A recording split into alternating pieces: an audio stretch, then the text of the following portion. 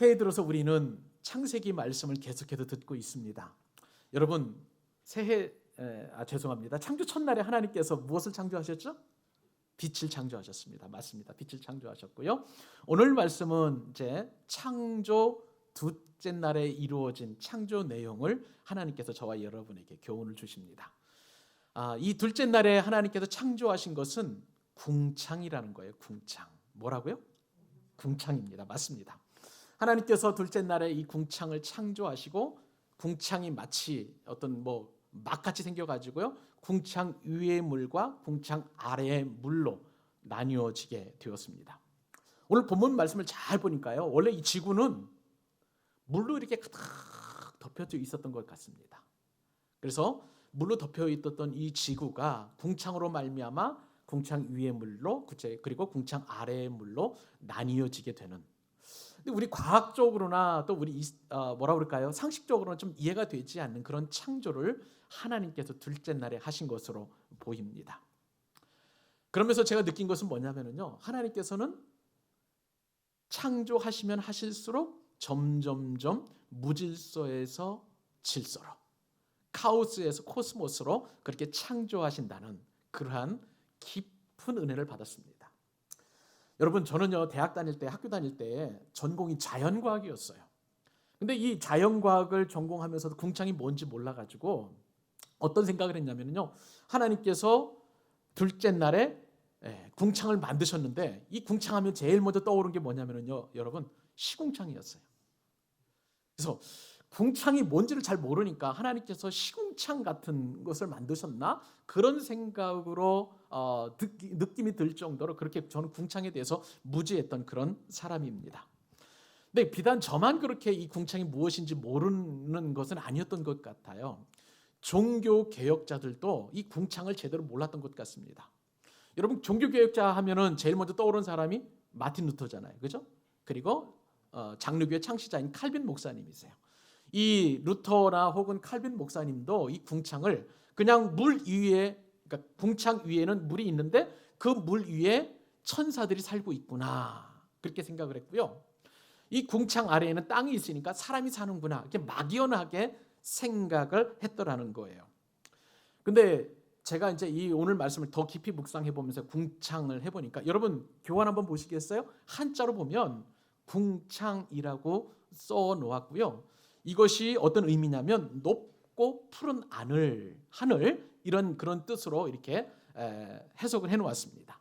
그리고 영어 성경에 보니까 다른 영어 성경에는 the wates라는 말을 써서 이게 무슨 의미인지 잘 모르지만, 그러나 이제 킹 제임스 버전이라고 영어의 성경에 보면 여러 가지 버전들이 있어요. 이 킹 제임스 버전에 따르면 이 궁창을 permanent라는 단어를 썼어요. 그러니까 우리말로 번역을 하면 창공이라는 그런 뜻을 이제 가지고 있는데, 여하튼 높고 푸른 하늘, 창공하면 우리가 좀 더 쉽게 이해할 수 있는 궁창의 개념이라고 생각이 됩니다. 그런데요, 여러분, 이 궁창을 묵상하면서 얼마나 제가 큰 은혜를 받았냐면, 이 궁창 아래에 사는 삶이 얼마나 우리에게 복인가, 얼마나 우리에게 큰 축복인가를 알고, 여러분, 제 마음 가운데 어서 빨리 이 은혜를 좀 나눠주었으면 하는 그런 마음이 제게 들더라니까요. 여러분, 오늘 기대하십시오. 궁창 아래에 사는 삶이 얼마나 복된 삶인지 하나님이 저에게 주신 은혜를 여러분들에게 나눠드릴 예정입니다. 여러분, 궁창 아래에 사는 삶을, 왜 우리가 궁창 아래에 사는 삶이 복된 삶인지는 모르겠지만 여러분, 우선은 믿음으로 이것을 받아들이시기 바랍니다. 궁창 아래에 사는 삶을 여러분 소망하실 수 있기를 축복합니다. 모르시긴 몰라도 이것이 일단 축복을 여러분 받으십시오. 다시 한번, 궁창 아래에 사는 삶을 여러분 소망하실 수 있기를 축복합니다. 아멘. 맞아요, 아멘이에요. 왜냐하면요, 낮은 곳에서 살면 살수록 우리는 어떻게 되냐면 믿음의 주님이시고 온전케 하시는 이인 예수님만 바라볼 수 있기 때문에 그런 거예요. 그래서 예수님처럼 낮고 낮은 삶을 여러분 지향하실 수 있기를 바랍니다. 이것이 바로 천국을 경험하는 삶이고 예수님과 동행하는 삶이고 하나님을 깊이 만날 수 있는 삶이기 때문에 그래요. 이 모든 축복을 오늘 이 시간 예배하는 여러분들이 받아 누리실 수 있기를 우리 주님의 이름으로 축복합니다. 아멘. 자, 그러면 오늘 우리에게 주시는 교훈을 여러 가지 살펴볼 텐데 도대체 이 궁창이라는 것이 무엇인가? 제가 말씀을 묵상하면서 이 궁창을 깨달은 것은 이거예요. 첫 번째 교훈은 뭐냐면 가장 좋은 환경을 조성하신 하나님께서 우리에게 주신 은혜의 보작이라는 사실입니다. 잘 모르시더라도 일단 아멘 하세요. 아멘. 네. 오늘 말씀을 보니까 다시 한번 말씀을 드리면 하나님께서 둘째 날에 궁창을 만드시고 궁창 위의 물과 궁창 아래의 물로 나누셨다라고 그렇게 성경에 표현되어 있습니다. 자, 이 말씀을 다시 한번 읽어볼까요? 창세기 1장 6절로 7절 같이 읽습니다. 자, 시작. 하나님이 이르시되 물 가운데에 궁창이 있어 물과 물로 나뉘라 하시고 하나님이 궁창을 만드사 궁창 아래의 물과 궁창 위의 물로 나뉘게 하시니 그대로 되니라. 아멘. 궁창이라는 말 여러분들에게 더 자세하게 설명을 해드리고 싶습니다. 궁창이라는 말 아까 종교개혁자도 그렇고 저도 오해가 있었다라고 말씀을 드렸잖아요. 그런데 구약 성경학자들도 이 궁창이라는 개념에 대하여 이게 뚜렷하게 설명을 하는 그런 학자들이 별로 없더라고요. 여러 가지 제가 서적들을 많이 보았는데 근데 이제 이럴 때는 어떻게 하냐면요. 성경 원어를 우리가 추적해 보면 더 잘 이해할 수가 있어요. 성경에 표현된 이 궁창이라는 말을 히브리 말을 구약 성경은 히브리 언어로 쓰여져 있잖아요. 그 원어로 보니까 라카라는 그러한 단어를 쓰게 됐더라고요. 이 라카라는 말 여러분 이렇게 칙칙 뿌리는 그 라카가 아니고요. 성경에 그냥 라카라고 그렇게 되어 있습니다. 죄송합니다. 라카가 아니라 명사형. 이거는 동사형이에요. 원래 명사형은 라키아라는 그런 단어를 쓰여 있습니다. 이것은 동사 라카에서 왔는데 이 동사는 어떤 것이냐면은 발로 밟는 것을 말하는 거예요. 여러분 짜장면집 여러분 가시는 짜장면집 중에서 잘 찾아가시는 혹시 짜장면집 가운데 유명한 집 가운데는 스타 짜장면이 있죠, 그렇죠? 손으로 자꾸 때리는데 그것을 생각하시면 되는데 사실 이 라카라는 단어를 보면은 이 수타보다도 족타가 더 어울릴 것 같아요. 왜냐하면 밀가루 반죽을 족타라는 것은 천 같은 걸 싸가지고 발로 이렇게 찍찍찍 밟으면 점점 넓혀지잖아요, 그죠? 그래서 밀가루와 밀가루 사이에는 공기들을 다 빼내는 것. 나중에는 더 찰지잖아요. 그래가지고 그런 짜장면이나 혹은 그 짬뽕을 먹으면 더 맛있게 되는 것처럼 저는 이 라카라는 단어를 생각해 보면서 그 족타하는 그것을 떠올리게 되었어요. 하나님께서 마치 발로 밟은 것처럼 이 하늘을 이제 쫙 펴셨는데 휘장을 여러분 펼치면 이렇게 쫙 펼치게 되면은 휘장이 쫙 펼쳐지는 것처럼 그렇게 의미를 가지고 있다는 거예요. 그래서 궁창하면 이 원어적인 뜻은 뭐냐면은 두들겨서 평평하게 편 넓은 판때기 이런 것을 궁창이라고 그렇게 원어적으로 설명을 하고 있었습니다. 그러니까 결국은 하나님께서 둘째 날에 궁창을 만드셨는데 마치 휘장을 펼치듯이 발로 밟아가지고 하늘을 쫙 펼치셨다. 그렇게 생각하시면 되겠습니다. 그런데 궁창이요 얼마나 영광스러운지 구약 성경의 욥이라는 사람 여러분 잘 아실 거예요. 욥도 이 궁창을 창조하신 하나님을 찬양했고요. 또 이사야도 궁창을 만드신 하나님을 이렇게 찬양합니다. 우선 욥기서 26장 7절 8절 제가 읽어드릴게요. 그는 북쪽을 허공에 펴시며 펴시는 장면이 나오죠. 땅을 아무것도 없는 곳에 매다시며 물을 빽빽한 구름에 싸시나 그 밑에 구름이 찢어지지 아니하느니라. 궁창에 대한 설명이 어느 정도 이 욥을 통해서 우리에게 설명으로 이렇게 다가와 줍니다. 이사야서 말씀에도 보면 이 궁창을 창조하신 하나님 이렇게 찬양하죠. 그는 땅 위 궁창에 앉으시나니 땅에 사는 사람들은 메뚜기 같으니라. 그가 하늘을 차일같이 쫙 펴시는 거. 차일 아시죠? 휘장처럼 쫙 펴시고 거주할 천막같이 치셨고 펼치시고 치셨고 발로 밟으셔서 만드셨던 것이 바로 궁창이다. 그렇게 성경에는 표현되어 있습니다. 결국은요, 궁창이라는 것은 제가 생각하기에 대기권 이상의 그 하늘을 궁창이라고 여러분 생각하시면 되겠습니다. 자, 그러면 이 궁창을 통해서 궁창 위의 물과 궁창 아래의 물로 나누셨다고 하셨는데 자, 그러면 여러분, 궁창 아래의 물은 어떤 물이 있을까요? 우선은 강이 있을 거예요. 그리고 또 바다가 있을 겁니다. 저수지도 있을 거고요. 지하수도 있을 것입니다. 이러한 모든 것들이 궁창 아래의 물이 되었다라고 생각하시면 좋을 것 같고요. 궁창 위의 물은 또 어떤 것이 있을까요, 여러분?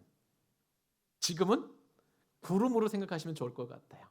구름도 또 H2O라는 똑같은 기체 성분이지만 그것이 이제 대기권 위에서는 구름으로 있는 것으로 물기를 머금고 있잖아요. 그래서 그렇게 생각하시면 되겠습니다. 물론 처음에 만드신 이 궁창은요, 지금 우리가 쉽게 설명하기 위해서 제가 이렇게 말씀을 드렸습니다만은 사실은 이런 것이 아니었습니다. 궁창 위에는요, 엄청나게 큰 수증기 덮개가 있었다고 생각하시면 되겠습니다. 궁창의 위물은 일종의 말하면 수증기 덮개, 그 층이 참 두꺼운 수증기 두께라고 그렇게 보시면 되겠습니다. 여러분, 그렇다면 여러분, 왜 하나님께서는 태초에 천지를 창조하시면서 궁창을 통해서 수증기 덮개로 지구를 보호하셨을까요? 그 이유가 있습니다. 그것은 여러분, 놀랍게도 피조물이 살기 좋은 환경을 만드시기 위해서 궁창을 만드신 줄 믿으시기 바랍니다. 우리가 말씀을 계속 묵상했잖아요. 태초에 어떤 상황이었어요? 땅이 혼돈한 상황이었어요. 공허한 상황이었어요. 그리고 흑암이 깊음 위에 있었던 모든 무질서가 편만했던 그런 상황에 하나님께서 빛을 만드셨어요. 그래서 이 빛을 통해서 어둠을 나누심으로 말미암아 이제 코스모스, 질서를 잡아가시기 시작하셨다는 것입니다. 그리고 그때에 어떤 일이 있었냐면 물도 막 무질서했었어요. 하나님의 신은 수면 위에 운행하실 정도로 그렇게 이제 태초는 그런 상황이었습니다만은 그 물도 무질서했던 것이죠. 그런데 하나님께서 둘째 날에 궁창을 만드심으로 말미암아 질서를 잡아서 땅 아래의 물과 땅 위의 물로 만드셨다는 거예요. 여러분, 하나님은 저와 여러분에게 삶의 환경을 좋게 하시기 위하여 궁창을 만드신 줄 믿으시기 바랍니다. 이 궁창이요, 아까 말씀을 드린 것처럼 수증기 덮개 역할을 했었어요. 그러다 보니까 지구는요, 마치 누리 온실과도 같았어요. 그래서 남극이든 북극이든 적도든 상관없이 모든 이 지구상 전체가 다 아열대 환경이 되어서 식물이 잘 자랄 수 있도록, 동물들도 그 식물을 잘 섭취할 수 있도록 최적의 환경이 조성될 수 있었던 것입니다. 결국은 하나님께서 이 궁창을 만드신 이유는 모든 피조물이 잘 살기 좋게 하기 위해서, 좋은 환경을 만들기 위해서 하나님께서 궁창을 만드셨다는 거예요. 그래서 사람들이 그때 당시에 보통 평균 수명을 보면은요 900살이 다 넘어요. 그런데 안타까운 일이 일어나게 되었죠. 노아의 때에 모든 사람들이 하나님을 반역하고 패역한 그런 시대에 이제 하나님께서 홍수를 내리셔서 이 인류를 심판하시려고 이렇게 작정하셨어요. 그래서 그때에 궁창 위에 있는 모든 물이 다 쏟아져 내렸습니다. 수증기막은요, 우주에서 날아오는 여러 가지 해로운 광선들, 태양의 그 어떤 여러 가지 또 식물들이나 또 동물들을 파괴하는 그런 것들을 차단하는 역할을 하게 되었는데, 그러다 보니까 이 궁창에서 쏟아내져 내려오는 이 물이 없어짐으로 말미암아서 인간의 수명은 급격하게 낮아져서 900살에서 지금은 100살 전후로 살아가는, 환경이 더 나빠진 그러한 결과를 낳게 되었다는 거예요. 죄는 이처럼 환경을 파괴합니다. 우리의 삶을 어렵게 합니다. 그러나 하나님은 여러분, 우리의 환경을 좋게 만들어 가시는 분이심을 여러분 믿으시기 바랍니다. 여러분, 하늘 위에는요 엄청난 물이 있었어요. 엄청난 물이 있었어요. 근데 그 물이 하나님께서는 시에 따라서 때에 따라서 우리에게 부어주시는데, 성경에 보면 이른 비와 늦은 비를 때에 따라서 공급해 주신다고 그랬어요. 적절하게 농사 지을 때에 이른 비를 통해서 추수하게 하시고 늦은 비를 통해서 파종하게 하신 그런 놀라운 은혜를 허락하여 주셨습니다. 사랑하는 여러분, 창조 둘째 날에 궁창을 만드신 이 하나님께서 은혜의 수증기를 덮어주시고 저와 여러분들에게도 지금도 시의 적절하게 필요한 은혜의 강수를 부어주시는 줄로 믿습니다.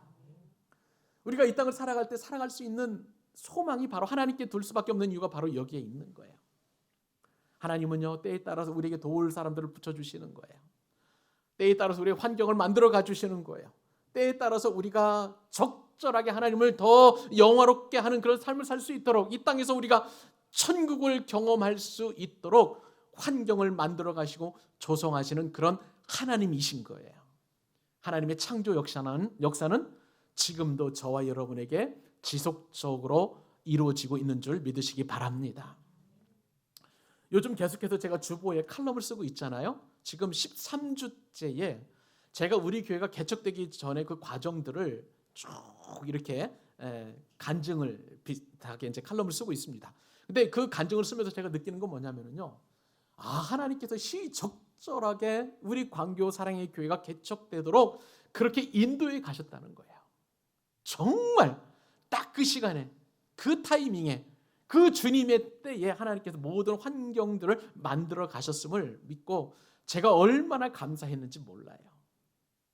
우리 교회를 인도하시는 그 하나님의 놀라운 아주 아름다운 섬세한 손길이 저와 여러분의 인생 가운데서도, 미래에도, 그리고 여러분의 모든 삶의 영역에서도 지금도 이끌어가고 계심을 믿으시기 바랍니다.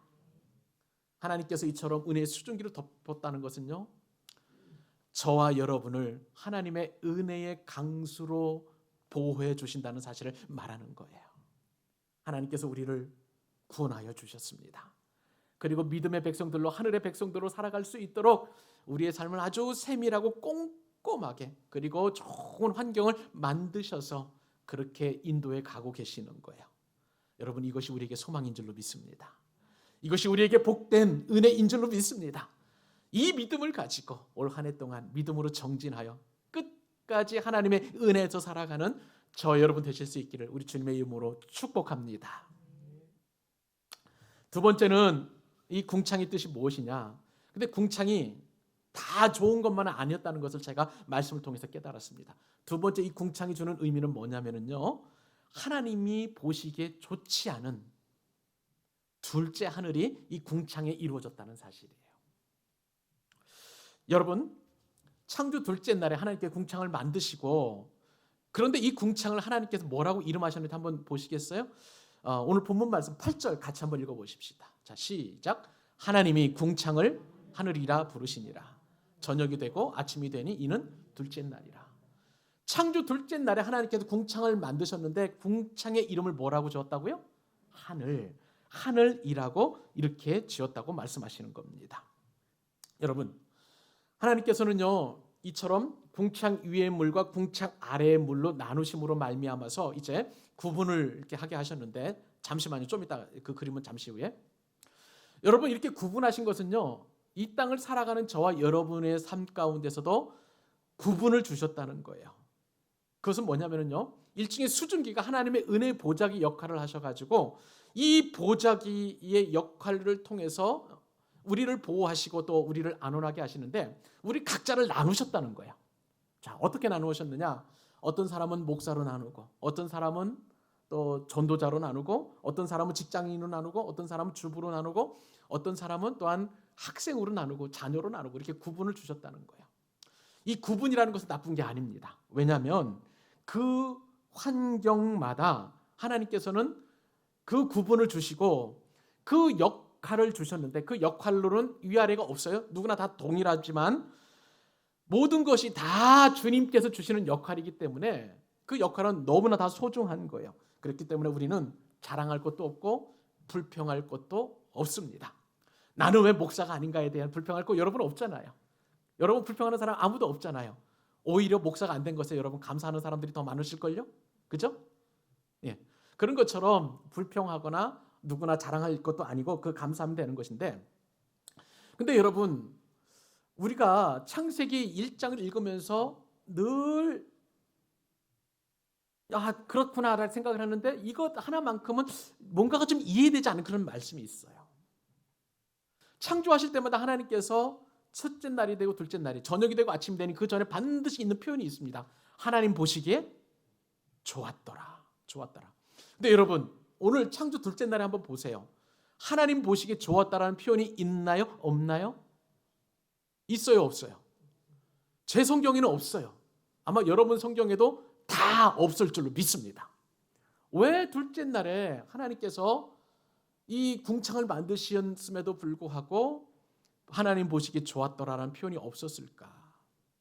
여러 신학자들이 많은 이야기를 합니다. 어떤 사람들은 뭐 이렇게도 되어 있고 저렇게도 되어 있고 그냥 말씀을 안 하셨다 뿐이지 하나님 보시기 모든 것이 심히 좋았더라는 그 표현에 따르면 둘째 날도 하나님께서 보시기 좋았더라라는 그 표현이 있는 것이 맞다 뭐 이렇게 말씀하시는 신학자도 있어요. 저도 공감합니다만은 그런데 제가 더 깊이 말씀을 묵상하면서 자료를 찾아보니까 하나님께서 둘째 날에 궁창을 창조하신 것이 보시기에 좋지 않을 수도 있겠다는 그런 생각을 해보게 되었어요. 우선은 그러기 위해서는요. 히브리 사람들이 가지고 있는 세계관을 볼 필요가 있습니다. 아까 그 그림 다시 한번 보여주시기 바랍니다. 여기 보면은요. 히브리 사람들이 가지고 있는 세계관, 하늘에 대한 생각을 가지고 있는 것을 보게 돼요. 여기 보면 하늘이 세 개가 있습니다. 자, 우선은 지구는 이렇게 반원처럼 되어 있고 땅은 평평하다라고 히브리 사람들은 생각을 합니다. 지금처럼 지구가 둥글다는 생각을 그때 당시에는 없었어요. 자, 그런 상황에서 첫 번째 하늘이 있는데 여러분 보이시나요? 구름이 있는데 그것이 바로 첫째 하늘이에요. 이것이 바로 우리가 말하는 스카이라고 하는 그러한 하늘입니다. 네, 자, 그러면 둘째 하늘 한번 보실까요? 영어로 쓰여서 여러분들 죄송합니다만은 거기에 보면 둘째 하늘에 이렇게 띠로 이렇게 둥그렇게 되어 있고 거기에 보면 궁창이 이제 이것이 궁창인데 이 궁창에는 뭐가 있느냐? 하늘의 별과 달과 해가 있는 공간이에요. 이것을 일컬어서 스페이스라고 보통 얘기합니다. 우리말로 하면 우주라고 보시면 되겠습니다. 근데 여러분 이 스페이스가 어떤 공간이냐? 이 둘째 하늘은요. 악한 영이 거하는 곳이에요. 하나님께서 분명히 궁창을 만드셨습니다. 그런데 이 궁창에 타락한 천사들이 공중 권세를 잡고 기거하는 거처가 되어버리고 말았어요. 창조주 하나님께서는 이러한 사실을 알고 이 공중 권세 잡은 이 타락한 영들이 계속해서 첫째 하늘 안에서 살아가는 사람들을 미혹하고 죄에 빠지게 하고 그리고 악한 길에 서게 하도록 그렇게 하는 것에 대하여 하나님께서 마음이 몹시 좋지 않으셨던 것으로 이렇게 여겨집니다. 그러니까 하나님께서는 이 궁창을 하나님께서 창조하셨음에도 불구하고 보시기에 좋지 않을 것으로 이렇게 여겨졌던 것으로 제가 그렇게 생각을 한 거예요. 이것이 바로 둘째 하늘입니다. 근데 여러분 둘째 하늘 위에 뭐가 있어요? 하나님이 계시는 곳 그곳이 있는데 그것은 셋째 하늘인데 자, 이 셋째 하늘은 바로 영적인 하늘이에요. 그리고 하나님께서 거하시는 그 하늘인 것을 보게 됩니다. 영어로 하면은요, 이 셋째 하늘은 헤븐이라고 이렇게 번역해 놓았습니다. 그러니까 여러분 생각해 보세요. 스카이가 있어요. 첫째 하늘이죠. 스페이스가 둘째 하늘이고 셋째 하늘은 헤븐, 천국이라고 하는 그런 셋째 하늘로 여러분 보시면 되겠습니다. 여러분 이 셋째 하늘에는 하나님이 계속 앉아 계시는 거예요. 하늘 보좌에 앉으셔서 온 우주를 다스리시고 통치하시는 하늘이 바로 이 헤븐이 되겠습니다. 그래서 모세는요. 하나님께서 이 모든 하늘을 우선은 창조하셨음을 인정하라고 그렇게 교훈합니다. 신명기 말씀 10장 14절 말씀을 보실까요? 이 말씀에 따르면 모세는 이스라엘 백성들이 이렇게 교훈하였습니다. 하늘과 모든 하늘의 하늘과 땅과 그 위의 만물은 본래 내 하나님 여호와께 속한 것이로되. 여기 보면 여러분 하늘이 있어요. 또 모든 하늘에 하늘이 있어요. 그러니까 하늘은 첫째 하늘이죠. 스카이를 말하는 것이고 모든 하늘의 하늘, 스카이와 스페이스와 헤븐의 하늘은 다 하나님께 속한 것이라 그렇게 가르쳤다는 거예요. 그러므로 여러분 이 하나님이 계시는 셋째 하늘, 이 천국은 어떤 곳이느냐? 죄의 영향력이 전혀 미치지 않은 완벽한 순전한 곳, 거룩한 곳이라고 여러분 생각하시면 되겠습니다. 이곳은 어떤 곳이냐? 예수님께서 부활하신 이후에 승천하신 곳, 그곳이 바로 다시 오셔서 우리를 구원하시기 위한 완벽한 구원이 이루어지기까지 우리를 위하여 처소를 예비하러 가신 그곳이 바로 이 헤븐이 되는 것이고요. 바울은 놀랍게도 이 셋째 하늘을 경험한 영적인 사람이었어요. 그래서 고린도후서 12장 2절 말씀에 따르면 바울은 이 셋째 하늘을 경험했다라고 간증을 하고 있습니다. 내가 그리스도 안에 있는 한 사람을 아노니, 자기인데 자기를 마치 제3자처럼 표현하고 있는 거예요. 그 사람은 나는 하고 똑같죠? 14년 전에 어느 하늘에 이끌려갔다고요? 셋째 하늘, 헤븐으로 이끌려간 자라. 그러면서 자신을 어떻게 표현하느냐? 그가 몸 안에 있었든지 몸 밖에 있었는지 나는 모르거니와 하나님은 아시느니라. 그렇게 영광스럽게 셋째 하늘까지 올라가서 하늘 보좌 우편에 계신 예수님을 보았던 사람이 바로 사도 바울이었던 것이에요. 여러분, 이 하늘을 셋째 하늘까지 우리가 살펴보았는데, 그러면 여러분, 우리는 이 셋째 하늘 가운데, 세 가지 하늘 가운데 우리는 어느 하늘 아래에서 살아가고 있습니까? 첫째 하늘 가운데 살아가고 있어요. 그죠? 첫째 하늘 아래에서 살고 있습니다. 하나님은 첫째 하늘에서 살아가는 우리에게 세 가지 사명을 주십니다. 어떤 사명을 주실까요? 우리는 하나님을 늘 찬양해야 한다라고 그렇게 하나님께서는 우리에게 말씀해 주고 계세요. 영적인 하늘과 물리적인 하늘, 즉 헤븐과 스페이스와 그리고 스카이를 만드신 이 하나님께서 우리를 첫째 하늘 가운데 살도록 우리를 창조하셨는데, 그런데 첫째 하늘 아래에서도 우리로 하여금 셋째 하늘을 바라보면서 그렇게 살아가도록 창조하셨다는 사실을 여러분 믿으시기 바랍니다. 성경이 그렇게 기록되어 있어요. 이사야서 45장 17절로 18절 같이 한번 읽어보기를 원합니다. 자, 시작. 이스라엘은 여호와께 구원을 받아 영원한 구원을 얻으리니 너희가 영원히 부끄러움을 당하거나 욕을 받지 아니하리로다.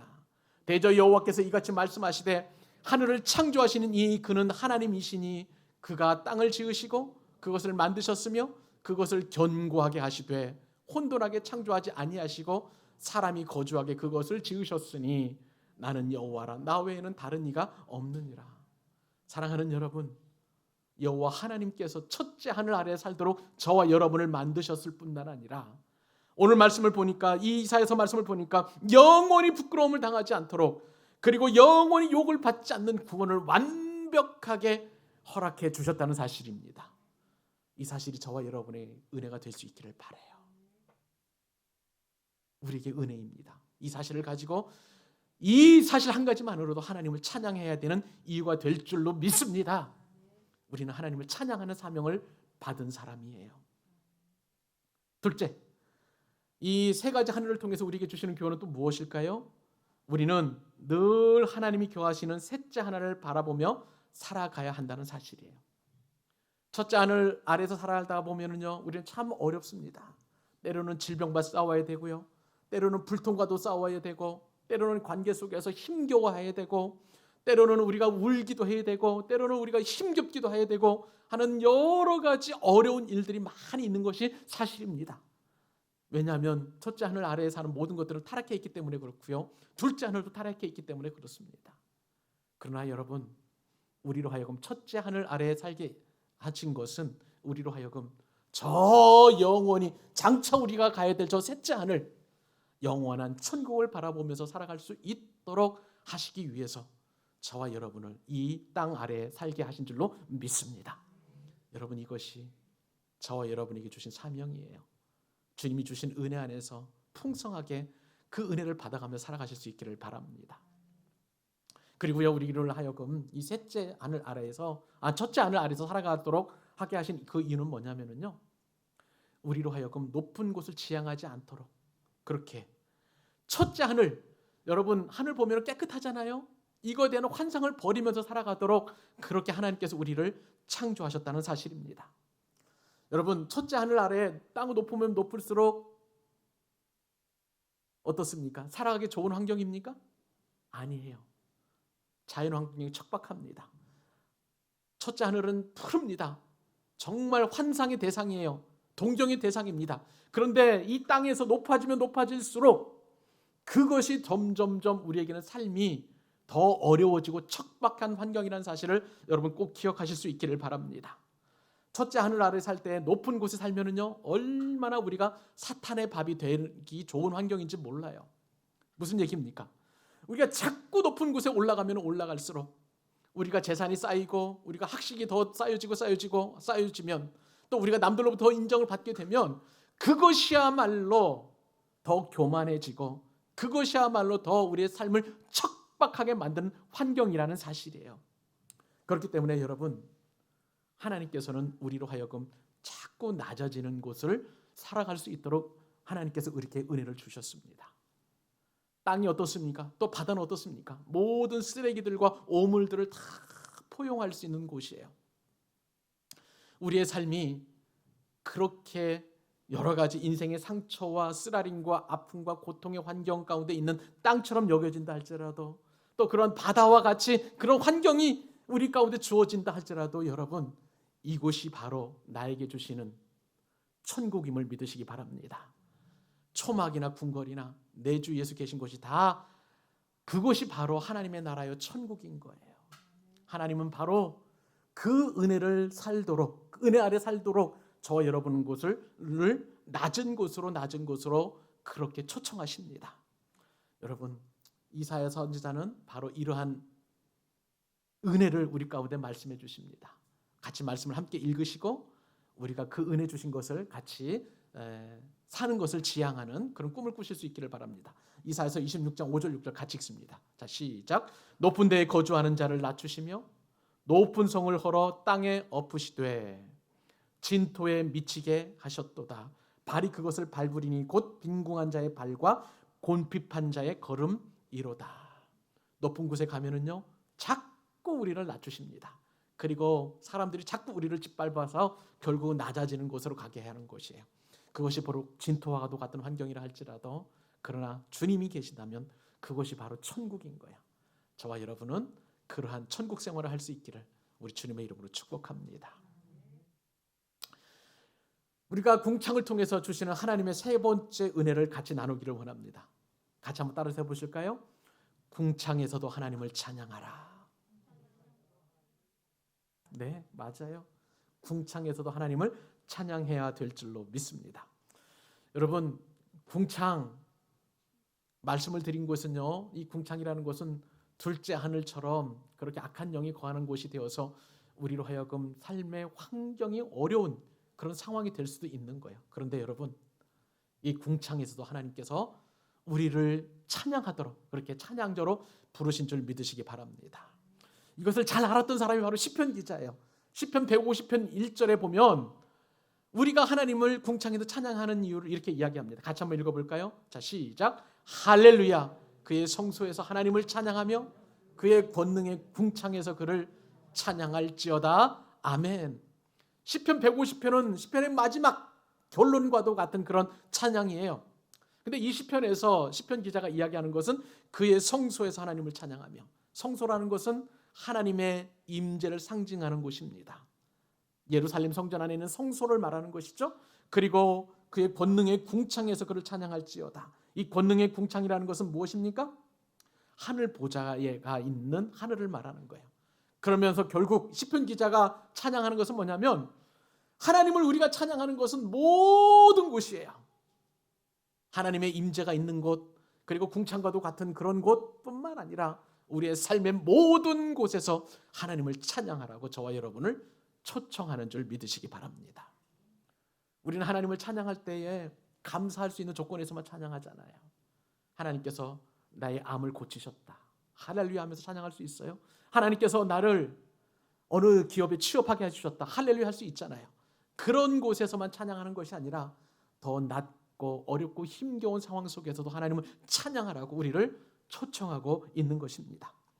이렇게 하나님을 찬양하라고 우리를 초청하는데, 그러면 우리가 왜 하나님을 찬양해야 하는가? 시편 150편 2절 그 뒤에 말씀에 따르면 이렇게 시편 기자가 노래해요. 그의 능하신 행동을 찬양하며 그의 지극히 위대하심을 따라 찬양할지어다. 능하신 행동이라는 것은 뭐냐면요, 창조와 섭리와 구속을 말하는 거예요. 즉 우리를 구원하신 것을 찬양하라. 그리고 지극히 위대하심을 따라 찬양하라는 것은 그 구원이 끝까지 이루어지는 그 하나님의 놀라운 일을 말하는 거예요. 그러니까 결국은 나를 구원하신 하나님을 찬양하라, 그렇게 시편 기자가 독려하고 있습니다. 그러면 하나님은 어떻게 찬양할까요? 그 뒤에 시편 기자는 계속해서 이야기합니다. 비파와 수금으로 나팔 소리로 소고치면서 춤을 추며 찬양하고 현악과 퉁소로 찬양하고 큰 소리 나는 제금으로 높은 소리 나는 제금으로 찬양하라. 즉 우리의 목소리와 모든 악기를 총동원해서 하나님을 찬양하라고 그렇게 권면하고 있습니다. 사랑하는 여러분, 우리가 하는 모든 말들이 찬양이 될 수 있기를 축복합니다. 여러분 행하는 모든 일들이 하나님을 찬양하는 악기가 되실 수 있기를 바랍니다. 내가 하는 직장일, 내가 하는 사업장일, 내가 하는 설거지, 밥하는 일들도 얼마든지 하나님을 찬양하는 찬양의 도구가 될 수 있는 거예요. 이번 한 주간 동안, 아니 이번 주부터 우리의 모든 일생이 하나님을 찬양하는 입술과 우리의 손길이 될 수 있기를 바랍니다. 그러면 우리가 하나님을 어떤 사람이 찬양해야 할까요? 시편 150편 6절에 보면 호흡이 있는 자마다 여호와를 찬양할지어다. 우리에게 호흡을 주신 이유는요, 다른 게 아니에요. 우리가 살아갈 수 있는, 살아가는 그 생명을 주신 이유는 다른 게 아닙니다. 살아계신 하나님을 찬양하라고 우리에게 호흡을 주시고 오늘도 우리의 삶을 연장시켜 주신 줄 믿으시기 바랍니다. 네, 여러분, 호흡 있는 자가 여호와를 찬양하라고 할 때에 찬양의 시제는요, 미완료 시제예요. 시작도 없고 끝도 없다는 거예요. 계속 완료가 되지 않은 거예요. 처음부터 끝까지 이 찬양이 이어지게 하되, 언제까지? 우리가 영원한 저 셋째 하늘에 가서도 하나님을 찬양하는 사명이 우리에게 주어집니다. 영원토록 하나님을 찬양하도록 그렇게 하나님께서 우리로 하여금 그렇게 호흡을 주시고 또한 생명을 주신 줄로 믿습니다. 여러분, 우리는 하나님을 찬양하도록 부르심을 받았어요. 욥은 어떻게 찬양했나요? 언제 찬양했나요? 절망적인 현장에서. 다윗은 원수 앞에서 찬양했고요. 바울과 실라는 또한 감옥 속에서도 찬양을 했습니다.